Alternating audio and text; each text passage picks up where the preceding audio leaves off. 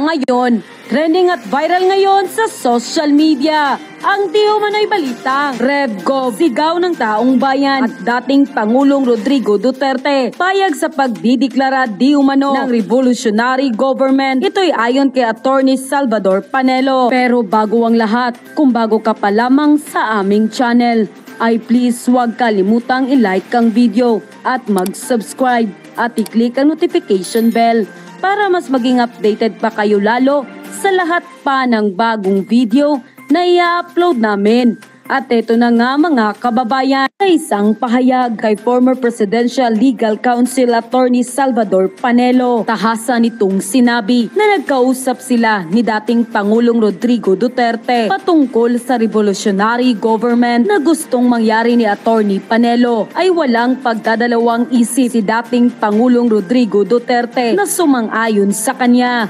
Payag di umano ang dating Pangulo sa pagdedeklara ng revolutionary government. Ito'y ibinahagi ni Attorney Salvador Panelo kaugnay sa paghahanda ng Commission on Election sa nalalapit na 2025 midterm election. Mas pinaliwanag pa ni Attorney Salvador Panelo kung bakit nais nito ng revolutionary government. Ayon sa kanya, ang sistema natin ngayon ng gobyerno ay kontrolado di umano ng Kongreso dahil pati presidente ay nakokontrol na. Dahil sa loob ng revolutionary government, pati legislation power ng Kongreso ay maaring maibigay sa Pangulo at magiging dalawa ang kanyang hahawakan, ang executive power at ang legislative power. Dagdag pa nga ni Attorney Salvador Panelo, sinabi ng Pangulong Duterte na sabihan si Pangulong Bongbong Marcos na magdeklara na di umano ng revolutionary government. Nilinaw pa ni Attorney Panelo na ang probisyon ng saligang batas, ang trabaho ng isang pamahalaan ay ang bigyan proteksyon ng sambayanan o magsilbi.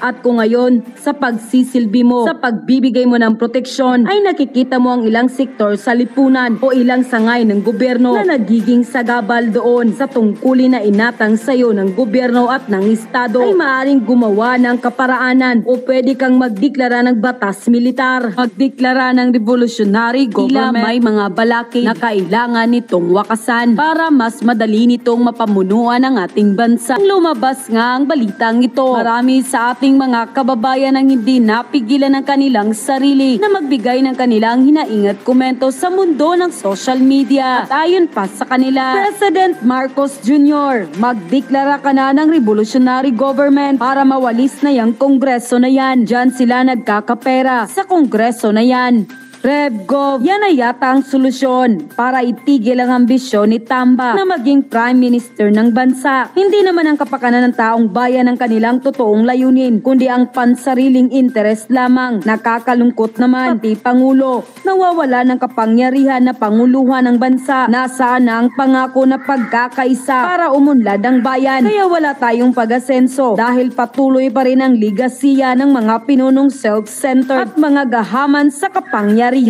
Ito ang nakakalungkot dahil sa kawalan ng kaalaman, dahil sa kahirapan. Basta na lang pipirma. Mas nakita ninyo ang pera kaysa basahin at unawain ang pinipirmahan. Kayong mga pumirma, hindi nyo alam na ginigisa kayo sa sarili nyong mantika. Pinupukpok kayo sa ulo ng sarili nyong martilyo. Yung ipinagbibili ng boto nyo ay pera din natin mismo yon. Dahil sa tax natin galing yon. Kukuha kayo ng 2,000 to 3,000. Ano ba ang amount yan? Nasilaw kayo sa pera dahil kailangan ninyo o kailangan ninyo. Pero good for one day lang yan o 1 week. Pero ang impact o magiging resulta ng pirma ninyo ay sasapitin lang natin mula sa atin, sa magiging anak natin, hanggang sa magiging apo natin. Basahin ninyo at unawain bago magpirma ng anumang papel. Kung hindi ninyo nauunawaan, magtanong kayo sa marunong magbasa at mag-unawa. Walang bayad ang magtanong dahil baka sa padalos-dalos ninyong pirma, hindi nyo namamalayan na ang pinipirmahan nyo na pala ay magpapahamak sa inyo. Baka mamaya pirma kayo ng pirma. Iyon pala ay sumasang-ayon na kayo na kuhain ng gobyerno ang ari-arian ninyo. O kaya naman sumang-ayon na kayo na palayasin kayo sa tinutuluyan ninyo.